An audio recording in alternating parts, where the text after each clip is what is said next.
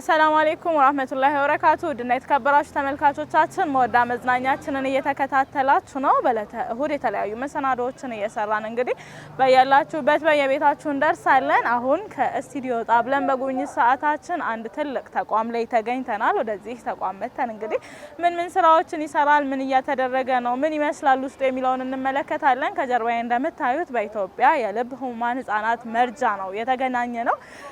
እዚህ ተቋም ላይ በርካታ ህጻናት ሳቃቸው ተመልሷል። በልብ ኬዝ የሚመጡ ከመላው ኢትዮጵያ በተለያዩ ኬዞች የሚመጡ ህጻናት ህክምናቸውን የሚያገኙበት ትልቅ ተቋም ነው። ይህንን ተቋም ታውቁታላችሁ። በጣም በብዙ ርብርብ፣ በጣም በብዙ እገዛ በመላው ኢትዮጵያውያን አስተዋጽኦ የተገነባ ነው። አሁንም እየቀጠለ ያለው ስራውን እየሰራ ያለው በርካታ ኢትዮጵያውያን ህጻናት ከመላው ሀገሪቱ እየመጡ በዚህ ተቋም ህክምናቸውን ያደርጋሉ፣ ልባቸውን ይታከማሉ፣ ሳቃቸውን ይመልሳሉ። በርካታ ቤተሰቦች ወላጆችም ደስታቸው፣ ሰላማቸው በዚህ ተቋም ይመለሳል ማለት ነው። የሁላችንንም ርብርብ የሚፈልገውን ይህንን አንጋፋ ተቋም ጎራ ብለን ከባለሙያዎች ጋር ምን እየሰራ ነው፣ ምን ይመስላል፣ ምን አይነት አገልግሎቶችን ይሰጣል የሚለውን እንመለከታለን።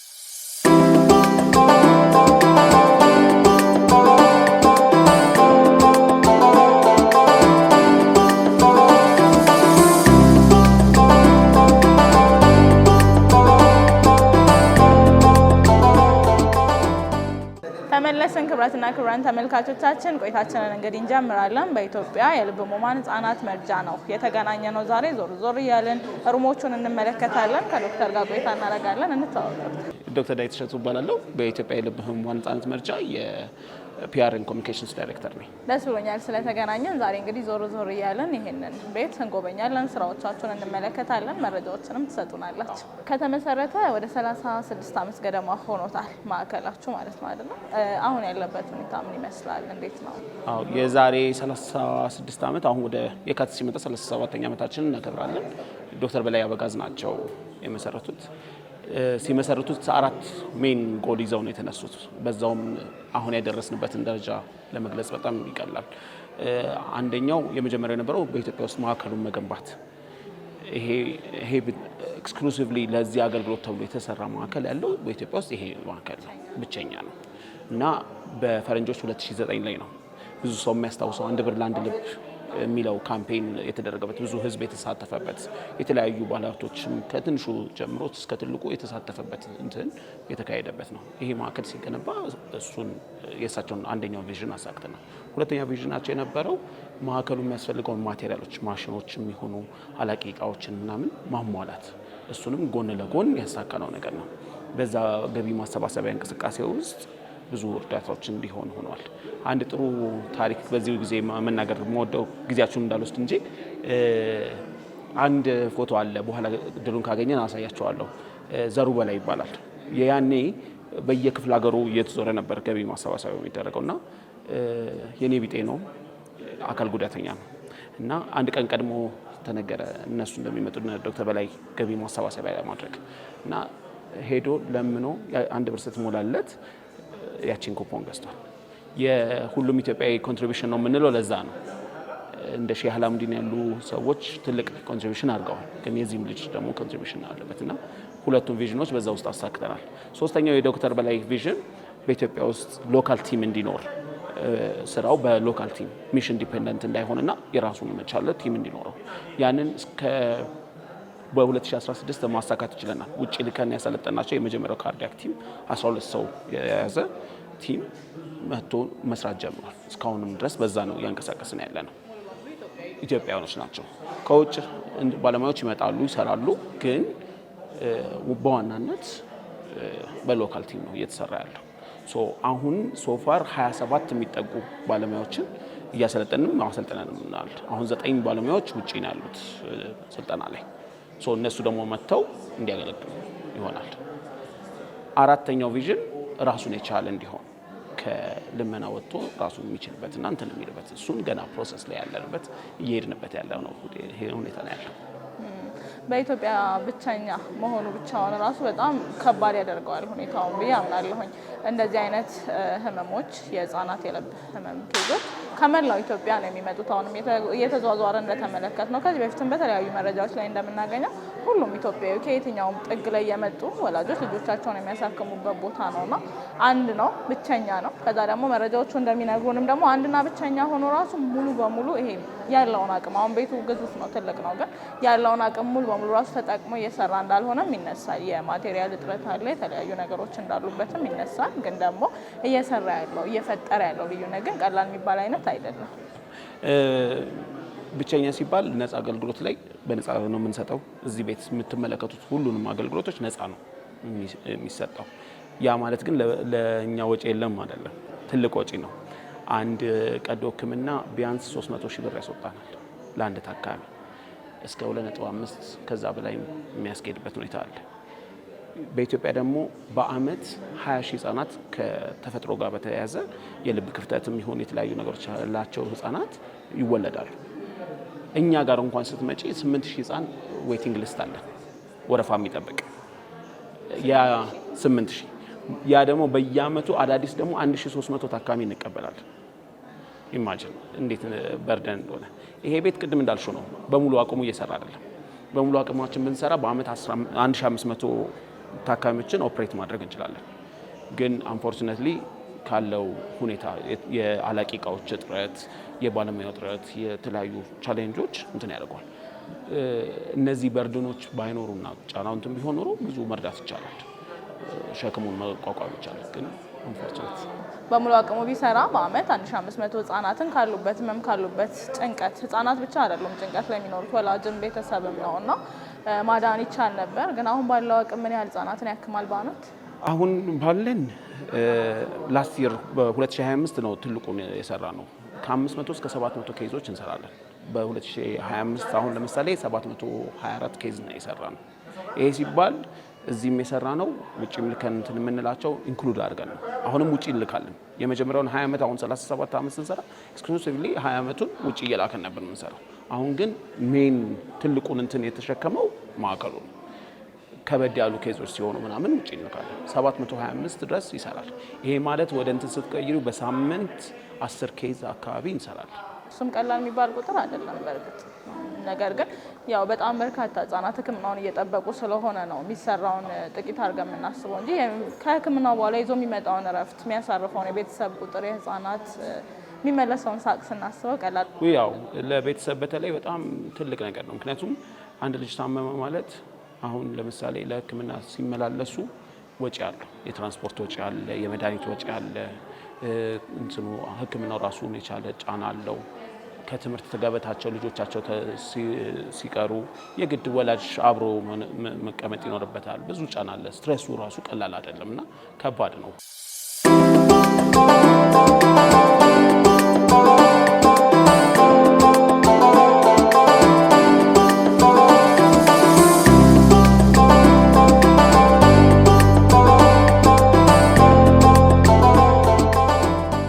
አሁን የምናየው የሚሆነው አንድ ታካሚ እኛ ጋር ሲመጣ የሚኖረው እንቅስቃሴ ከተመላላሽ ክፍል ጀምረን ወረፋው ሲደርስ ደግሞ እንትን የሚሄድባትን ህክምናው እስከሚያገኝበት ያለውን እንቅስቃሴ ነው።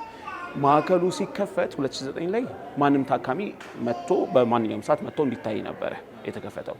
ግን ካለን የእቃ እጥረት ካለው ቻሌንጆች የተነሳ ሪፈራል ብቻ ነው አሁን የምንቀበለው። ሪፈር ወደ ማዕከሉ ሲላክ ያስፈልገዋል ሲባል ማለትም ቀዶ ህክምና ያስፈልገዋል የሚባሉት ሲሆን ነው። ሬጅስትሬሽናችን ጋር ወደ 20 ሺህ የሚጠጋ ካርዶች አሉ። 20 ሺህ ማለት 8 ሺህ ተመላላሽ ወረፋ እየጠበቀ ያለ አለ ክትትል ላይ ሆነው ማለት ነው። ከዛ ውጪ 9 ሺህ ደግሞ ከዚህ በፊት የሰራንላቸው ታክመው ይድነው ያሉ ውጪም ልከን ያሳከምናቸው ይሆኑ እንትን ያሉት ክትትላቸው ስቲል ከኛ ጋር የሆኑትን ያካትታል። አዎ አንዳንድ መረጃዎች ላይ ስመለከት አሁን ህክምናው ተደረገ ማለት ጉዳዩ አበቃ ማለት አይደለም። ህክምና እንደየኬዙ ይለያያል። እንደየኬዙ ይለያያል። አሁን የልብ ክፍተት ያላቸው ሲሆኑ አንዴ ከዘጋሹ በኋላ በቃ ኪዩር ሊሆን ይችላል። እንደ ቫልቭ ሪፕሌስመንት የሚያስፈልጋቸው ይሄ የልብ በር ቅየራ የሚደረግላቸው ሲሆኑ እድሜያቸው እየጨመረ ሲመጣ መልሰሽ መቀየር ያስፈልጋል። ደግመሽ ኦፕሬሽን ሊያስፈልግ ይችላል። ስለዚህ እንደዛ አይነቶቹ ደግሞ እንትን ናቸው። ትልቁም ወረፋችን ይሄ የቫልቭ ችግር ያለባቸው ናቸው። እዚህ ሀገር ላይ ሁለት አይነት በሽታዎች ናቸው በጣም ዶሚኔት የሚያደርጉት። አንደኛው ይሄ ኮንጀኒታል የምንለው በተፈጥሮ የሚመጣ ከወሊድ ጋር ተገናኝቶ የሚለው።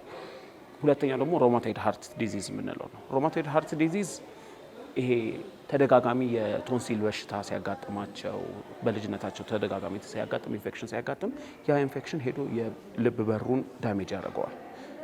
ከእድሜ ብዛት እድሜው እየገፋ ሲመጣ ያቺ ዳሜጅ ችግር እያመጣች ትመጣለች እና እስከ ሪፕሌስመንት ድረስ እንትን ይላል።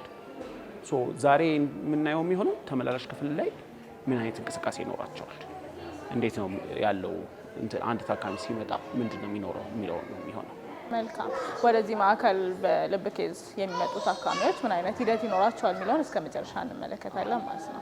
ክቡራትና ክቡራን ተመልካቾቻችን አሁንም ቆይታችን ይቀጥላል። ወደዚህ ማዕከል እንግዲህ የሚመጡ ከጨቅላ ህጻናት ጀምሮ በልብ ኬዝ የሚመጡ በርካታ ህጻናት አሉ። እየታከሙ የሚወጡ ህክምናቸው የሚቀጥል እንዲሁ ደግሞ ወረፋ የሚጠብቁም በርካታ ህጻናት ይኖራሉ ማለት ነው። አንድ ታካሚ ወደዚህ ቦታ ሲመጣ ምን አይነት ሂደቶችን ያልፋል የሚለውን እየተንቀሳቀሰን ሩሞቹን እየተመለከትን ደግሞ እናሳያችኋለን። አሁንም አብራችሁ ነው።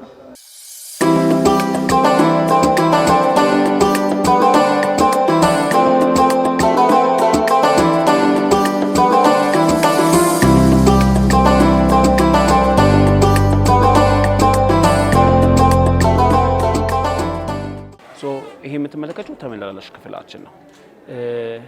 ብዙ ሰው ማያውቀውና እንዲያውቅም ተገቢ ነው ብለን የምናስበው ነገር አዎ ማዕከሉ የተገነባው ለህፃናት ነው፣ ግን አዋቂዎችንም እናክማለን። ሁለት ምክንያት አለ ያንን የምናደርገው። አንደኛው ዲማንድ አለ፣ በጣም ህክምናው የሚያስፈልጋቸው አዋቂዎች አሉ። ሁለተኛው ደግሞ ፔሸንቶች እድሜያቸው እየገፋ ሲደርስ አዳልትሁድ ላይ ሊሆን ይችላል ህክምናው እንትን ይላል። በህፃንነታቸው እንትን ያሉት አሁን 8000 ህፃን ብዬሻለሁ ወረፋ የሚጠብቅ 8000 ህፃን ማለት የ4 ዓመት አቨሬጅ ዌቲንግ ታይም አለው የሚጠብቅበት። በዛ ጊዜ ውስጥ ከህፃን ካቴጎሪ ወደ አዳልትሁድ እንትን ሊል ይችላል። እዚህ ጋር የምትመለከቱት የአዋቂ ህክምና ክፍላችን ነው። 20/80 ነው የምናስተናግደው። 20% አዳልት 80% ህፃናትን ማለት ነው እያስተናገድን ያለ ነው። እዚህኛው ክፍል ውስጥ የተለያዩ ህክምናዎችን ክትትሎችን እያደረገ እንትን ይላሉ። ፔስ ሜከር ፕሮግራሚንግ፣ በደረት ውስጥ የልብ ሪትምን ማስተካከያ እንትን የሚሰጠውን እዚሁ እንትን እናደርጋለን። ይሄ አሁን ወደዚህ ክፍል ከሚመጡ ሰዎች መሀል ላይ ሰርጀሪ ጋር ማይደርስ እና ቀላል ኬዝ ያላቸው ታክመው የሚሄዱ ሰዎች ይኖራሉ። ከህፃናትም እኛ ጋር ሪፈራል ስለሆነ ከባድ ላይ ሲደርሱ ነው እኛ ጋር እንትን የሚደረገው የሚያስፈልጋቸው ወይ ቀዶ ህክምና የሚያስፈልጋቸው ወይ ካቴተራይዜሽን የሚያስፈልጋቸው ሲሆኑ፣ ስለዚህ ሁሉም ቁጥር ትልልቅ ወይም ከባድ የልብ ኬዝ ያላቸው ነው ህክምናው የግዴታ ወደ ቀዶ ህክምና የሚመራቸው ሁኔታ ላይ ሲሆኑ ነው እንትን። እነዚህ ሁለቱ ደግሞ የህፃናት ክፍሎቻችን ናቸው። ተመላላሽ ክፍላችን በቀን እስከ 60 ታካሚ ያስተናግዳል። እንትን ክትትል ላይ ይደረጋል። ተመላላሽ የሚባሉት እየመጡ እየታከሙና ክትትል እያደረጉ ቀጠሯቸውን የሚጠብቁ ናቸው። አንደኛ እነሱ ናቸው። የተሰራላቸው ልጆች ክትትል ላይ ይሆናሉ። ምክንያቱም ባንዴ እንትን ካላለ ፎሎ አፕ ያስፈልጋቸዋል። እነሱ አሉ። ወረፋ ከሚጠብቁት እነሱ አሉ። ከዛ ደግሞ አዲስ ታካሚዎች ማዕከሉ በአመት 1300 እስከ 1500 አዲስ ታካሚ ይቀበላል። የመጀመሪያ እንትናቸው እነሱንም እናስተናግዳለን። ያንን ባላንስ ተደርጎ ነው እንትን የሚለው። ክፍሎቹን በጥቂቱ ለማሳየት ያህል እችኛውን ክፍል እንትን ማለት ነው። ይሄ የምትመለከቱ አንደኛው ተመላላሽ ክፍላችን ነው። የህፃናት የምንከታተልበት ሁለት ክፍል ነው ያለን። በክፍሎች ውስጥ ከቀዶ ህክምናው በተጨማሪ እኛ እዚህ እንትን ስንል እንደዚህ ያሉ ህክምናዎችንም በዛው ዳያግኖስቲክ የምንላቸው ለምርመራ ለማረጋገጫ የሚሆኑ እንትኖችን በነፃ ነው የምንሰጠው። እዚህ ቤት ሁሉንም ነገር የምትመለከቱት ሁሉም አገልግሎት ነፃ ነው። ታካሚ 5 ሳንቲም የሚያወጣው። ካፌውንም ተመልክቼ ነበር አጋጣሚና ምግቡን ጨምሮ እያንዳንዱ ነገር ነፃ አገልግሎት ነው የሚሰጠው። ይሄ የኢኮ ካርዲዮግራፊ ማሽን ይባላል። በተለምዶ የልብ አልትራሳውንድ የምንለው።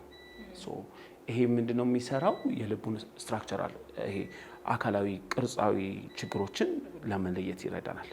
ሌላው ደግሞ ለኛ በጣም የሚጠቅመን ኢሲጂ ነው። ኢሲጂ ደግሞ ይሄ በተለምዶ የምታውቁት መስመር የምትሰራው አለች።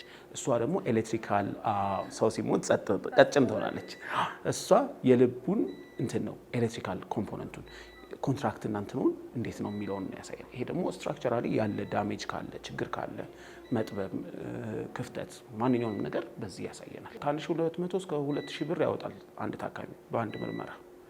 ያንን አገልግሎት እዚህ በነፃ ማግኘት ትልቅ መፍትሄ ነው። እንዳነሳ ነው ቀደም ብሎ መሀል ከተማ የሚኖር ማህበረሰብ ብቻ አይደለም ተጠቃሚ፣ ከተለያዩ ሩቅ ቦታዎች የሚመጣ ማህበረሰብ አለ። ስለዚህ ሁሉም ሰው ገንዘብን አውጥቶ መታከም የማይችልበት አጋጣሚ በርካታ ነው። አንዳንዴ ደግሞ ብዙም ይሆናል፣ ወጪው ተደጋጋሚም ይሆናል። ስለዚህ ይህን እድል ማግኘት ቀላል ነገር አይደለም።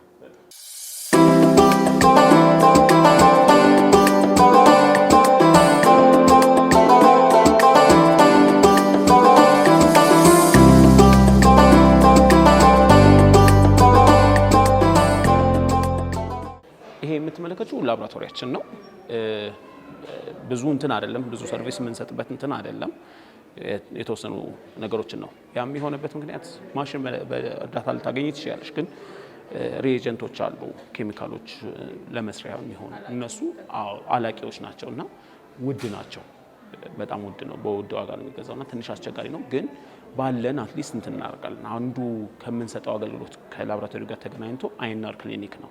አይናር የደም ማቅጠኛ ለሚወስዱ ልጆች ቼክ የምታደርግበት ነው። ያ ሪስክ ስላለው እሱን ሞኒተር እየተደረገ ነው እንትን የሚደረገው። እሱን ቼክ እያደረገ መድኃኒት እየሰጠን እንትን የምንልበት።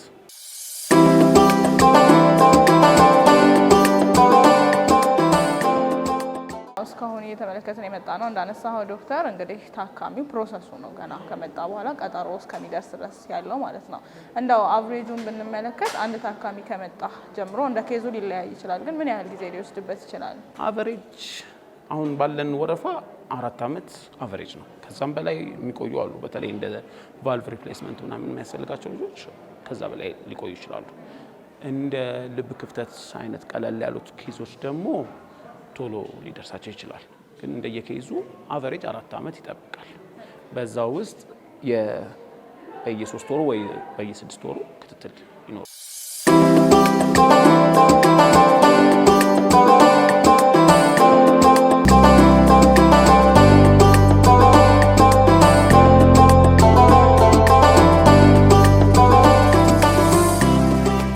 እንግዲህ አሁን ያለንበት የአልጋ ክፍል ነው። 16 አልጋ ነው ያለን። በሁለት ክንፎች ተከፋፍለው እንትን ይላል።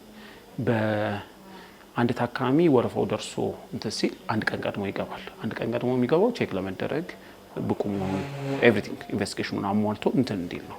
ከዛ በኋላ ነው ወደ ሰርጀሪ የሚገባው። ሴንትራል ኦክሲጅን ሲስተም አለ። ኦክሲጅን እዚሁ ሰፕላይ እንዲደረግ ታች ያዩዋቸው የላቦራቶሪ ማነው የኢኮና ኢሲጂ ማሽኖች እዚሁም ስላሉ ሲያስፈልጋቸው እዚሁ ቼክ ይደረጋሉ። ምንም ፔሸንት ማንቀሳቀስ አይፈልግም።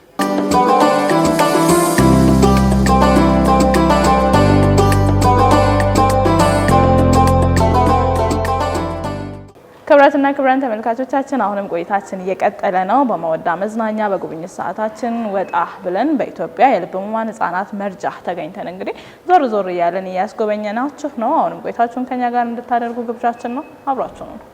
አሁን ያለንበት ፍሎር የአይሲዩ የካትላብ እና የኦአር ፍሎር ነው። አንድ ታካሚ ቅድም ያየነው ታካሚው መጥቶ በንጋታው እስከሚሰራ ድረስ የሚቆይበት ነው። አሁን ደግሞ እንደ ኬዙ አይነትና እንደሚሰራለት እንትን ወደ የክፍሉ ይገባል። ኦፕሬሽን ደረቱ ተከፍቶ የሚሰራለት ከሆነ ወደ ኦፕሬሽን ክፍል፣ በደም ስር ውስጥ ደግሞ ገብቶ ከሆነ የሚሰራለት ወደ ካትላብ ያመራል። ሁለት አይነት አገልግሎት ነው የምንሰጠው። አንደኛው ደረት ተከፍቶ የሚሰራው ኦፕን ሃርት ሰርጀሪ የምንለው ነው። ፊት ለፊት የምናየው ነው የሚሆነው እሱ። ሁለተኛው ደግሞ ካትላብ የሚባለው ነው። ካትላብ በደም ስር ውስጥ ገቢና የተከፈተ ከሆነ እሱ መድፈን፣ የጠበበ ነገር ከሆነ ማስፋት፣ የተለያዩ እንትኖች። አንዱ ጋር ሁሉም ነገር አይሰራም፣ አንዱም ጋር ሁሉም ነገር አይሰራም። እንደየእንትናቸው እንደ አስፈላጊነቱ እንትን ይደረጋል፣ ይሰራበታል ማለት ነው። እንደው ስለ ሕክምናው ካነሳን አይቀር በርካታ ሰዎች በርካታ ህጻናት ብለን እናንሳው፣ ህጻናቱም 80% ስለሆነ ማለት ነው ሕክምናቸውን ይወስዳሉ። እንደዚህ አይነት የሕክምና ሁኔታዎች ላይ ካለፉ በኋላ የመዳን ሙሉ በሙሉ ደግሞ ነፃ የመሆን እድላቸው ምን ያህል ነው? በጣም ፕራውድ ሆነን ከምንናገረው ነገር አንዱ በሕክምና አማካኝነት የሚከሰት የሞት እንትናችን ቁጥራችን ከ1% በታች ነው። ሰክሰስፉል ነን፣ በጣም ሰክሰስፉል ነን በዛ ረገድ። ሪካቨሪያቸው በጣም ጥሩ ነው። ከእንትን በኋላ ወደ ኖርማል ላይፋቸው የሚመለሱበት ኢቭን ቅርብ ጊዜ የሰራ ነው ሪሰርች ነበረን። ኦልሞስት ከ50% በላዩ ወደ ኖርማል ላይፋቸው ተመልሰው ኖርማል የትምህርት ኤጁኬሽናቸው ላይ እንትን ፐርፎርማንሳቸው በጣም ኢንክሪዝ ያደረገበት እንደሚሰራ ባለሙያ ይሄንን መስማት እጅግ አስደሳች ዜና ነው። ወይ በጣም ትልቅ ነገር ነው። ከሱ ባለፈ ደግሞ ሌላው ደግሞ በጣም ፕራውድ የሚያደርግሽ እናንተን የሚልሽ ታክሞ ድነው እኛ ጋር አሁን እያገለገሉ ያሉ ባለሙያዎች አሉ። የሜዲካል ዳይሬክተራችን አሁን ህፃን ሆኖ ታክሞ ድኖ ፒዲያትሪክ ትሬኒንጉን ጨርሶ አሁን ደግሞ ለሰብ ስፔሻሊቲ ደግሞ ወደ ውጭ ልንልከው በዝግጅት ላይ ነን ያለ ነው። ይሄ በጣም አስገራሚ ነው። አንድ ህፃን ከማዳንም ባለፈ ባለሙያ ሆኖ መጥቶ ደግሞ እሱ በታከመበት እሱ በተሰራበት ባለፈበት ሂደት ላይ ለሚያልፉ ሰዎች አጋዥ መሆን መቻል ትልቅ። በተለያየ ቦታዎች ላይ ታገኛቸዋለሽ እና እንደውም ያው ሐኪም ሆነሽ እንትን ስትይ አንቺ ልትረሻቸው ትችላለሽ፣ ግን የተረዳ ሰው አይረሳም። ሲያገኝሽ እዚህ ቦታ ደርሰሽ ነበር እንትን ሲል በጣም ትልቅ ነገር ነው። ይሄ ለአሁን ብቻ አይደለም ለወደፊትም ለትውልድ እንትን ነው የሆነ ነገር ኮንትሪቢዩሽን ነው የዚህ አገልግሎት። በትክክል ነው እንዳነሳው ነው። ዶክተር ስትሆን በጣም ብዙ ሰው እንደምታየው ብዙ ሰዎች ጋር እንደመድረስክ ልዘነጋ ይችላል። ግን በዚህ መንገድ ያለፈ ሰው ምንም እኮ ጥያቄ የለውም። ህይወት መቀጠል ነው ጉዳዩ። ልጅ ሆነክ በብዙ ነገር ውስጥ ማለፍ ቤተሰብም ለልጅም እጅግ በጣም ከባድ ቻሌንጅ ነው። ግን ያንን አልፎ መቆም መቻልና ያንን መዘንጋት የሚታሰብ አይደለም። እንዳነሳው ደግሞ በፊት ከታከሙ ሰዎች ውስጥ አሁን ባለሙያ ማፍራት ከቻለን አሁን ተጋግዘን በምንሰራው አሁን እያከምናቸው አሁን እየታከሙ እየተረዱ ባሉ ህጻናት ውስጥም የነገዋን ሀገር የነገዋን ህዝብ የነገዋን ባለሙያ ደግሞ እየሰራን ነው ብለን ማመን እንችላለን ማለት ነው። በደንብ እንደዚህኛው ተቋም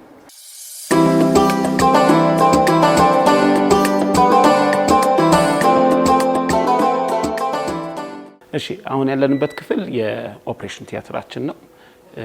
ሁለት ክፍል ነው ያለን። ቤቱ ሲገነባ ሁለት ኦፕሬሽን ቲያትር፣ ሁለት ካትላብ ክፍሎች ነው የተደረገው። ይሄ አንዱ ትልቁ ነው ያለን። እዚህ ክፍል ደረት ተከፍቶ የሚሰራው ፕሮሲጀር ነው የሚሰራው። ከዚህ ክፍል ውስጥ ዩኒክ የሚያደርገውና ሌሎች ኦፕሬሽኖች ላይ የማታየው ይሄን ማሽን ነው። የሃርት ላንግ ማሽን ይባላል።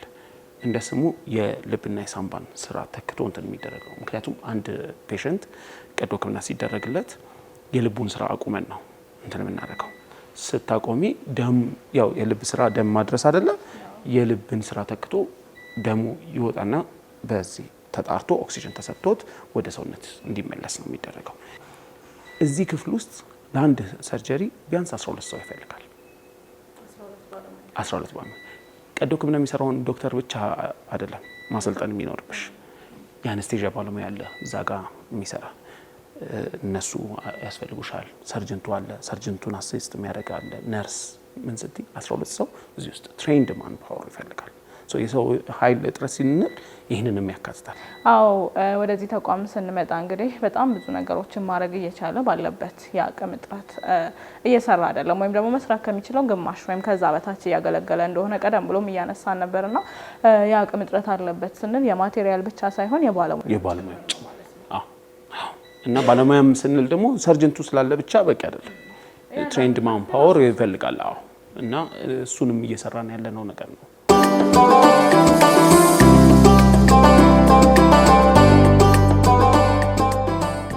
ቀጣይ የካትላቡን እናያለን። ሁለቱ ክፍሎች እያንዳንዳቸው ፕሮሲጀራቸውን ሲጨርሱ አሁን እዚህ አንድ ታካሚ ተሰራለት አይደል? ሲጨርስ ወደ አልጋ ክፍል አይደለም የሚመለሰው፣ ወደ አይሲዩ ነው የሚገባው። ችግር ስላጋጠመው ሳይሆን የመጀመሪያዎቹ 24 ሰዓታት ክሪቲካል ታይም ናቸው። ስለዚህ ፎሎ አፕ የሚፈልግበት ነው። ክሎዝ ፎሎ አፕ እንዲኖረው አይሲዩ ነው እንትን የምንለው። አይሲዩን እናያለን ቀጣይ። ክቡራትና ክቡራን ተመልካቾቻችን አሁንም ቆይታችን እንደቀጠለ ይገኛል። ቀደም ብሎ ዶክተር ዳዊት እንደነገረን እዚህ ሩም ውስጥ እንግዲህ ቀዶ ሕክምና የሚያደርጉ ታካሚዎች መጥተው እዚህ ክፍል ውስጥ ዶክተር እንዳነሳው የተለያዩ ሕክምናዎችን ይወስዳሉ ማለት ነው። ከዚህ ክፍል በኋላ ደግሞ ወደሚሄዱበት አይሲዩ ሩም ቀጣይ እንሄዳለን። አሁንም ከኛ ጋር ሆኖ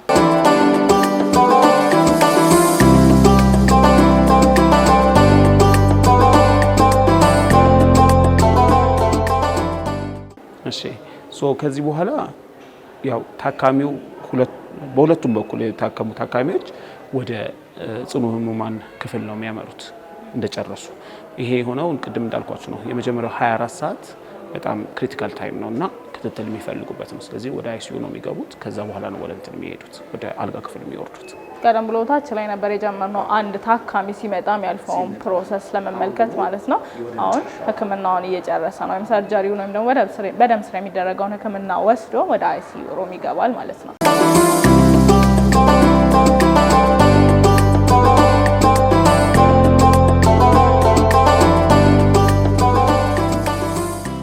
እንግዲህ ከፕሮሲጀሩ በኋላ ወደ አይሲዩ ነው የሚመጣው ነው። ያንን በተመለከተ የክፍሉ ባለሙያ አለች፣ እሷ ደግሞ ታስጎበኛቸዋለች። እሺ፣ አመሰግናለሁ። እሺ፣ ሰላም አለይኩም። ሌላ ባላለውኝ እንኳን ወደ አይሲዩ ወይም የጽኑ ህሙማን ክትትል በሰላም መጣችሁ። እዚህ ክፍል ሁለት አይነት ፔሸንቶችን እንቀበላለን። ከኦፕሬሽን ክፍል እኛ ጋር ከመጣ በኋላ መጀመሪያ የምናደርገው ሙሉ ከአነስቴዥያ ስለማይነቃ ማለት ከማደንዘዣ መድኃኒት ስለማይነቃ ማሽን ጋር እናገናኘዋለን።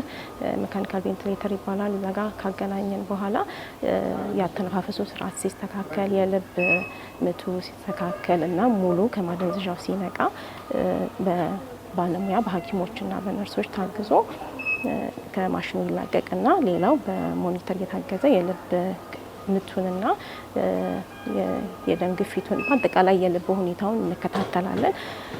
ከዛ በኋላ አይሲዩ ብዙ ጊዜ የሚቆየው ከዋር የመጣ በሽተኛችን አንድ ቀን 2 ቀን ሊቆይ ይችላል። ትንሽ ክሪቲካል ከሆነ በኋላ ነው ሲሆን ነው አንድ ሳምንትም ከዛ በላይ ሊፈጅ የሚችለው ማለት ነው። ሌላ ሁለተኛ ህሙማን የምንቀበለው ከካትላብ ነው። ይሄው ምንድነው በደም ስር ገብቶ የልብ ህክምና የሚደረግ አለ። እነሱ እኛ ጋር እንደመጡ ማሽን አያስፈልጋቸውም በአብዛኛው ጊዜ ሞኒተር ላይ ብቻ አድርገን የልብ ምታቸውን የኦክሲጅን መጠናቸውን ካየን በኋላ ለተወሰነ ሰዓት ከተከታተልናቸው በኋላ ወደ ዋርድ ትራንስፈር ይሆናሉ ማለት ነው። እና እኛ ጋር ያው እንዳልኩሽ ሁለቱንና ኢመርጀንሲ ሲኖር ኢመርጀንሲንም እንቀበላለን። መልካም እንዳነሳሽው እንግዲህ እንደ ኬዙ ወይም ደግሞ ታካሚው እንዳለበት ሁኔታ ነው ማለት ነው እዚህ ክፍል ውስጥ የሚቆይበት ሂደት። በተለይ ከሰርጀሪ ሩም ከመጣ በኋላ አስቸጋሪ ሁኔታ ነው የሚሆነው፣ ወይም ደግሞ ይሄ እንዴት ነው በጣም ጥንቃቄ የተሞላበት ሕክምና አገልግሎት የሚያገኝበት ቦታ እንደሆነ ዶክተርም እያነሳልን ነበረ። ምን አይነት ነገሮች ሊደረጉለት ይችላሉ? ምን ያገኛል የሚለው ትንሽ እዚህ እንደነገርኩሽ አይሲዩ ወይም የጽኑ ህሙማን ክፍል ስለሆነ ጥብቅ የሆነ ክትትል ይደረግለታል። ብቁ ባለሙያዎች አሉ። ነርሶቹም ሆነ ሐኪሞቹ ዌል ኤክስፒሪየንስድ ናቸው። እነሱ የሚመለከተውን የሚያስፈልገውን ሕክምና እየተደረገለት ይቆያል። የመጀመሪያው ቀን ነው ትንሽ ከበድ የሚለው፣ በሁለተኛው ቀን እያገገመ ስለሚመጣ የተሻለ እየቀነሰ ይመጣል ማለት ነው። መጀመሪያ ላይ ግን እንዳልሽው አንቺም ያው ጥብቅ የሆነ ሕክምናና ክትትል ይደረግለታል። እዚህ ክፍል መጥቶ ካገገመ በኋላ አንድ ፔሸንት ወዴት ነው የሚሄደው? ወደ ዋርድ የሚባል አለ። እዛው ብዙ ማሽን ስለማያስፈልገው ሞኒተር ያስፈልገው ሜካኒካል ቬንቲሌተር ያስፈልጋቸውም እዛ 1-2 ቀን ቆዩና ወደ ቤታቸው ትራንስፈር ይሆናሉ።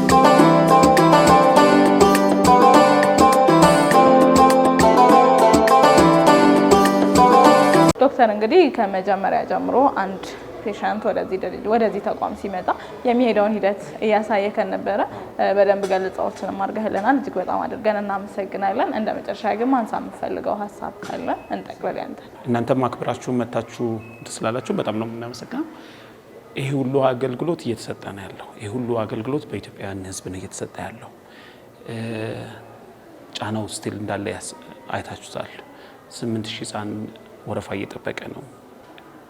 የ8000 ህፃን ብቻውን አይደለም እየተጨነቀ ያለው፣ ቤተሰብ ኤቭሪባዲ እንትን የሚልበት ነው። ይሄ ቤት ሲገነባ የሁሉ ኢትዮጵያዊ ህዝብ ርብርብ ነው እዚህ ያደረሰው። እስካሁንም ድረስ ያለው ወጪው ብዙ ነው፣ ብዙ ቻሌንጆች አሉት፣ ብዙ ፈተናዎች አሉት። ግን ድጋፍ ይፈልጋል። ድጋፉ አይለየን። ኢትዮጵያ ህዝብ ድጋፍ ከመጀመሪያው ጀምሮ እንትን ያለበት። እኛ እዚህ ስለሰራን ስፔሻል እንትን የለንም። ሁሉም ኢትዮጵያዊ ኮንትሪቢዩት እያደረገበት ነው። ብዙ ሰው የሚያውቀውና ብዙ ሰው እንትን የሚለው 6710 ኦኬ እንትናል የኤስኤምኤስ ዶኔሽን አለን። ያቺ 1 ብር አሁን ላይ ቫልዩ ላትኖራት ትችላለች። ለእኛ ግን ትልቅ ትርጉም አላት። ተደማምራ እያመጣችው ያለችው ዲፍረንስ አለ። እሱ ላይ አይቋረጥ የኢትዮጵያ ህዝብ ድጋፍ በተለያዩ መልኩ መጥቶ መጎብኘት ይችላል። በእውቀቱም በሙያውም ባለው ነገር መደገፍ የሚፈልግ ማዕከል ነው። ስለዚህ ድጋፋችሁ አይለየን ማለት ነው የምፈልገው። በዚሁም ለእህትና ወንድሞቻችን ሁሉ መልካም የረመዳን ጾም መልካም የረመዳን በዓል። እናመሰግናለን በጣም። ክቡራትና ክቡራን ተመልካቾቻችን እንግዲህ እንደተነሳ ነው ይሄንን ትልቅ ተቋም ይሄንን የብዙ ህፃናትን ሳቅ የሚመልስን ተቋም እኛው ኢትዮጵያውያን ተረባርበን ሰርተነዋል። የኛ ቤት ነው ማለት እንችላለን ሁላችንም። እንዲሁ ደግሞ እኛው ራሳችን የምንታከምበት የምንታይበት ተቋም ነው ማለት ነው። ስለዚህ በምትችሉት ባላችሁ በቴክ በኤስኤምኤስም ሊሆን ይችላል በሌሎች አማራጮች እንዲሁ ደግሞ እየመጡ አይዟችሁ አለን ከጎናችሁ አለን የኛም ድርሻ ነው በመባባልም ጭምር የምንደጋገፍበት አብረን የምናቆመው ተቋም ነው። ቀደም ብሎም በተደጋጋሚ አንስተነዋል። እጅግ በጣም ትልቅ ተቋም ነው። ትልልቅ ስራዎችን እየሰራ ይገኛል። የብዙ ቤተሰቦችን የብዙ ህፃናትን ደስታ መልሷል። ብዙ ጭንቀቶችን አቅልሏል። ግን ደግሞ ከተጋገዝን የተሻለ ደግሞ እንዲሰራ ካደረግነው ከሰራውና እየሰራ ካለው የተሻለ ደግሞ ብዙ ስራዎችን መስራት ይችላል። ለዚህ የሁላችንም ድርሻ ይጠበቅብናል ማለት ነው። ዶክተር እንግዲህ አብረህን ስለቆየ እጅግ አድርገን እናመሰግናለን። በጣም እንቀጥላለን። ሌሎች ኢንተርቪዎች አሉን፣ ሌሎች ቆይታዎች አሉን። አሁንም ከኛ ጋር ቆዩ።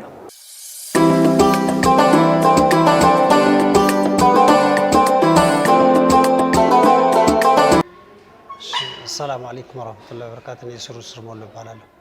ልጄን አሞብኝ ነው ልብ ኬዝ ተብሎ የዛሬ 8 ወር 9 ወር አካባቢ በሱ ኬዝ ነው የመጣሁት እና ክትትል አለኝ። በየወሩ ደግሞ ለመርፌ እመላለሳለሁ።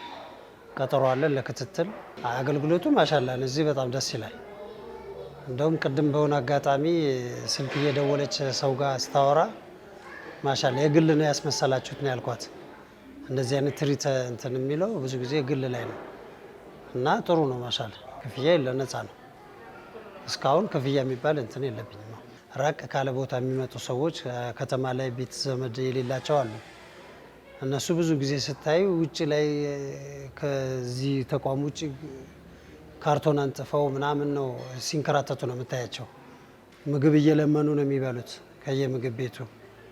እነሱ በጣም ስቃይ ነው። በእርግጥ ከክፍለ ሀገር ለሚመጣ ሰው አስቸጋሪ ነው። የኔ ዝቅተኛው ነው 8 ወር ማለት ዝቅተኛ ነው። በአብዛኛው 10 ምናምን ዓመት 4 5 ዓመታት የሚቆጠር ነው በብዛት የሚመላለሰው ሰው።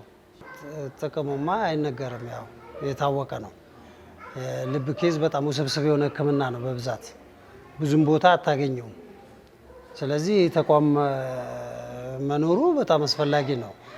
ይሄ እንደውም መታገዝ ያለበት የግል አሁን ለምሳሌ የግል ድርጅቶች አሉ አይደል? መንግስት ብቻ እኮ አይጠበቅበትም ይሄንን ነገር መንግስት ብቻ አይጠበቅበትም እና የግል ተቋማቶች፣ እርዳታ ድርጅቶች፣ ግለሰብ ባለሀብቶች ይህን ነገር ደግፈውት በተሻለ ሁኔታ ማደግ ያለበት ነው። 1 ብር ለአንድ ልብ ተብሎ ንቅናቄው ላይ የኢትዮጵያ ልብ ህሙማን ማህበር ሲቋቋም አስታውሳለሁ። የዛኔ እንደውም ትልቁ ሆስፒታል ታች እያለ ሳይቋቋም እመላለስ ነበርኩ። የዛኔ ሰው ታሞብኝ በዚያው አጋጣሚ እመላለስ ነበርኩ እና የምናየው ስቃይ ከፍተኛ ነበር። አሁን በዚህ ገለልተኛ በመሆኑ በራሱ እንደውም በጣም አሪፍ ነው አገልግሎቱ። ተለይቶ ራሱ ልብ ለብቻው መታከሙ የበለጠ መታገስ አለበት ነው። ምክንያቱም ለቀጠሮ ረጅም ጊዜ ነው የምንቀጠረው። ለምሳሌ አሁን አንድ ልጅ ቢታመምብን ይዘን ብንመጣ ሕክምና የለንም። ሕክምና ያለው በቀጠሮች ቀን ነው ብለው ነው እንትን የሚለው። ያ ነገር በጣም ከፍተኛ ቢሆን ኖሮ ክትትሉም ቀጠሮም ረጅም ጊዜ አይባልም። ቀጠሮ ነው ክትትል እንትን ብለን ሰርጀሪ የሚያስፈልገው ከሆነ ሰርጀሪ ይሰራል። በዚሁ በክትትል በመድኃኒት የሚያልቅ ከሆነ ያልቃል ነው ያሉኝ። እንግዲህ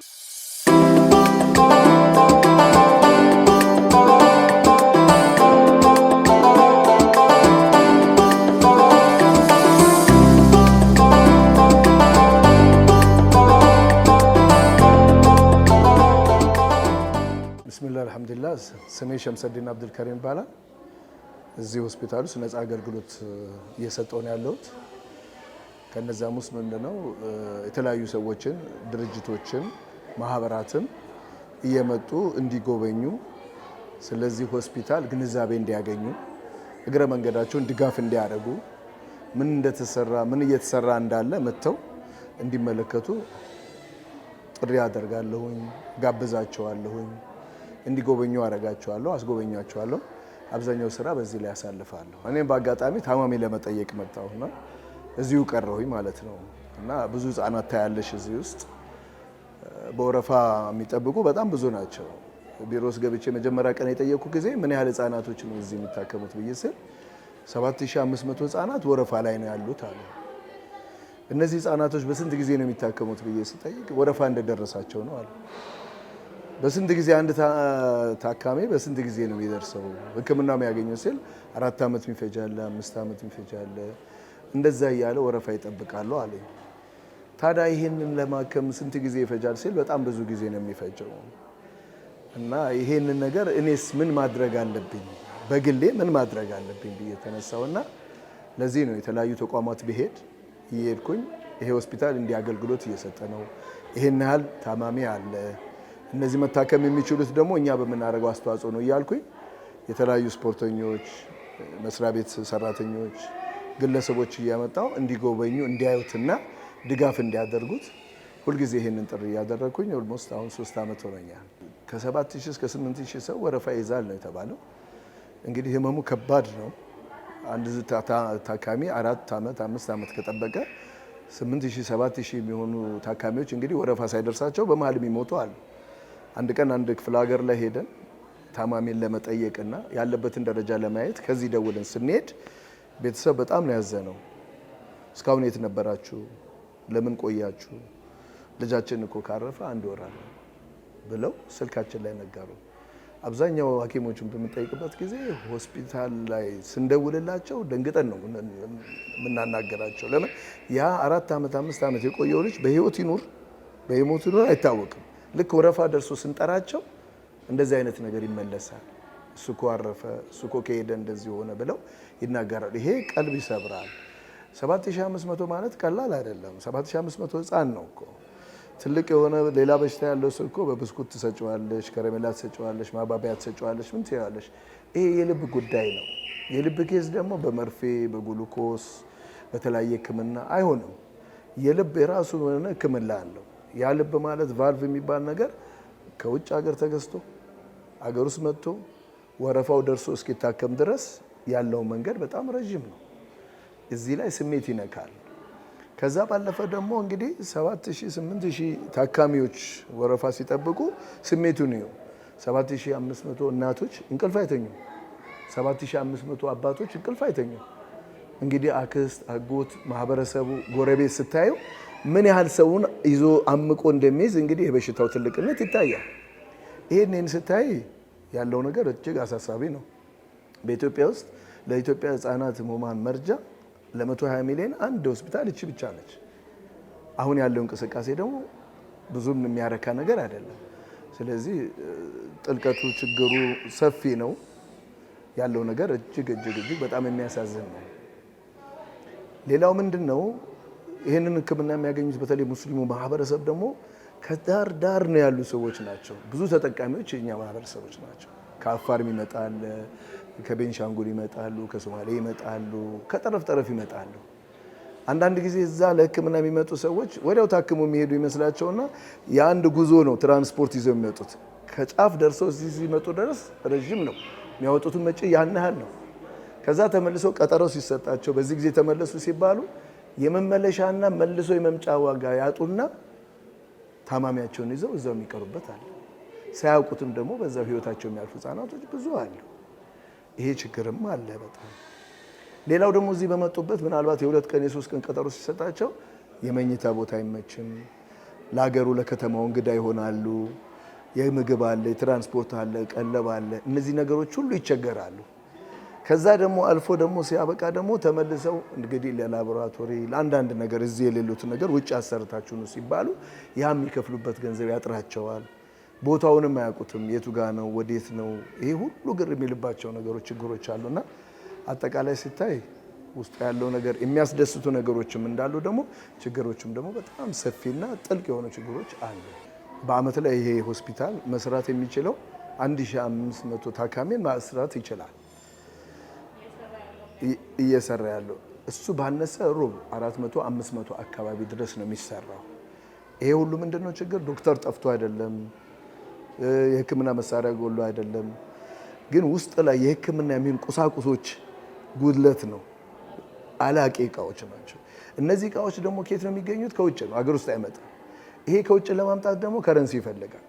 የኢትዮጵያ ሕዝብ ብር ተሰብስቦ 1 ብር ለ1 ልብ እርዳ ተብሎ ድጋፍ አድርግ ተብሎ ያ ተሰብስቦ ተጨምቆ ብዙ በጎ ፈቃደኞች ተሰብስቦ ድርጅቶች ቅልቦች ሰዎች ተሰብስቦ የነዛ ገንዘብ ተሰብስቦ እንደገና ወደ ዶላርነት ተቀይሮ ያ ዶላር ሄዶ ተገዝቶ ከዛ ደግሞ እስኪመጣ ድረስ ጠብቆ ይሄን ፕሮሰስ አልፎ ነው እንግዲህ ሕክምናው የሚሄደውና እጥረት አለ። ብዙ ሰዎች ስለ ልብ ህሙማን ሲደረግ ህንፃው መቆሙን ያውቃሉ፣ ማሽን መግባቱን ያውቃሉ፣ መጠናቀቁን ያውቃሉ። እኛ እኮ የምናውቀው አልቋል፣ ማሽን ገብቷል፣ ተሰርቷል፣ በቃ ካሁን በኋላ ችግር የለም ብለው ነው የሚያስቡት። ሁሉ ነገር አለ፣ ግን አላቂ እቃዎች በየጊዜው እቃ ያልቃሉ። ማከም እየቻሉ መዳን እየቻሉ ባላቂ እቃ ብቻ ብዙ ህጻናቶች ሳይታወቅላቸው በሽታ ወደ ሞት ይሄዳሉ። እኔ አሁን የምለው ምንድን ነው ሁሉ ሰው ማህበረሰብ ልጅ የሌለው የለም። ልጅ ያለው ማህበረሰብ በሙሉ ኢትዮጵያ ህጻናት ልብ ህሙማን ምን እየሰራ ነው? ምን እያደረገ ነው? እንዳልኩ 8000 ታካሚ ባለበት 8000 እናት እንቅልፍ አትተኛም፣ 8000 አባት እንቅልፍ አይተኛም፣ አክስት አጎት ሁሉ ሲጨመር ደግሞ ምን ያህል ሰው ሰብስቦ ይዟል፣ በዚህ ሀሳብ ውስጥ ይዟል ማለት ነው። ይህንን ሊረዳ የሚገባ ህዝብ ይፈልጋል።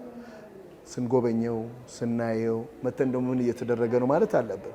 እንደምታውቀው የልብ ህሙማን ልብ ዝም ብሎ ፈልገሽ የሚመጣ አይደለም። ሲወለድ የሚመጣ ነው፣ ከእድገት በኋላ የሚመጣ ነው፣ በተለያየ ነገር ይመጣል። ከይዙ ይሄ ነው ብሎ ስለማይታወቅ ማለት ማን ደግሞ ነገ ተረኛ የኛ ልጅ ሊሆን ይችላል፣ የኛ ህጻናቶች ሊሆኑ ይችላሉ። ስለዚህ ሁላችንም ለሰው ልጆች ሲባል ለህጻናቶች ክብር ሲባል ብንጎበኛቸው ብናያቸው መተን ድጋፍ ብናደርጋቸው ደግሞ በጣም የተሻለ ነገር ውጤት ይሰራሉ። አይ መጠየቅ አለብን እኮ ለኢትዮጵያ ለ120 ሚሊዮን ህዝብ አንድ የጤና ጣቢያ የልብ ህሙማን ህጻናት መርጃ ያለው እዚህ ጥቁር አንበሳ ግቢ ውስጥ ያለው ነው። ቢያንስ እንኳን ሌላ ነገር ባይሆን ምን እየተሰራ ነው፣ ህጻናቶች በምን ሁኔታ አሉ፣ ሰዎች በምን ሁኔታ አሉ የሚለውን ነገር ለማግኘት የግድ ያስፈልጋል። ሁለተኛ ደግሞ መረዳት አለብን። አላቂ ጋር ሁሌ ያልቃል። አሁን በሰዎች ፍቃድ ነው እየተሰራ ያለው። ሰዎች በሚያደርጉት አስተዋጽኦ በሚሰሩት ድጋፍ ነው ያለውና በተለይ ደግሞ ሙስሊሙ ማህበረሰብ ለዚህ ደግሞ ለማድረግ ለመስጠት ደግሞ ቅርብ ነው። አብዛኛው እንዳልኳችሁ ደግሞ ታካሚዎቹ በአብዛኛው ሙስሊም ኤሪያ ካሉበት አካባቢ የሚመጡ ናቸው። ስለዚህ የተለያዩ ነገሮች እንሰራለን፣ ብዙ ሰደቃዎች እናደርጋለን፣ ብዙ በጎ አድራጎቶች እናደርጋለን፣ ብዙ ድጋፍ እርዳታዎች እናደርጋለን። እስቲ መለስ ብለን ደግሞ ወደዚህ እንመልከት፣ ብናየው ብንጎበኘው፣ እስቲ ጆሮአችን ብንሰጥ፣ ይሄን ፕሮግራም ሁሉ የሚከታተል ሰው እንደው ከኔ ምን ይጠብቃል? ልጆቻችንን እስቲ ወደዚህ ወደ ቀኝም ልጆቻችን ወደፊት ለፊት ልጆቻችን እና እነሱን እንመልከትና እዛም ያሉትን ልጆች ደግሞ በዛው አይን አይተን ብንዘየራቸው ብንጎበኛቸው ብዙ ነገር ለምን በምድር ያላችሁ ተዛዘኑ በሰማይ ያለው ደግሞ ያዝንላችኋል። ይሄን መልእክቴን ማስተላለፍ ፈልጋለሁ። ክቡራትና ክቡራን ተመልካቾቻችን ቆይታችንን እንደተመለከታችሁት ነው። በኢትዮጵያ የልብ ህሙማን ህጻናት መርጃ ማዕከል ላይ ተገኝተን ቆይታ አድርገናል ማለት ነው። በተቋሙ ላይ ከመጀመሪያ ጀምሮ አንድ ህመምተኛ አንድ ፔሸንት ሲመጣ ምን አይነት ሂደቶችን ያልፋል፣ ምን እየተሰራ ነው የሚለውንም ሙሉ በሙሉ በየሩሞቹ እየገባን በርካታ ነገሮችን ተመልክተናል። ብዙ ነገሮችን አስተውለናል፣ መጎብኘት ችለናል። የረመዳን የመጨረሻዎቹ ቀናት ላይ ነው የምንገኘው። በእነዚህ ቀናትም እንዲሁ ደግሞ ከዚህ በኋላ ባሏችሁ ማንኛውም ቀን ላይ የመጣችሁ እንድትጎበኙት እንጋብዛለን። ቆይታችን ይህንን ይመስል ነበረ። ሌሎች የመወዳ ፕሮግራሞች ይቀጥላሉ። አብራችሁ ቆይታ ስላደረጋችሁ እጅግ አድርገን እናመሰግናለን። መልካም ጊዜ